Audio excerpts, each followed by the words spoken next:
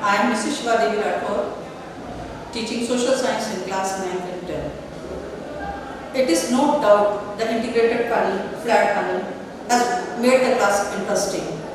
I can show the maps on this integrated flat panel. Before I used to carry maps or draw maps on the board. And I can show movies such as Conference Revolution, for Industrial Revolution, Quick Movement, and the classes, instead of becoming boring classes, it becomes an interesting classes, and they can discuss about the periodical periods.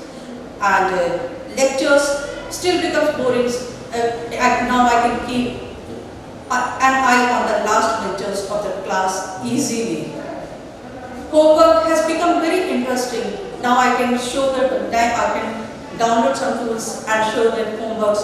I can give them rewards, I can appreciate them, and last with revision, it is very easier for me to give revision, to show the quizzes on the board, to show the question answers. They can write the question answer easily from the board and the integrated flat panel. No doubt that it has made the school, the students' engagement classes.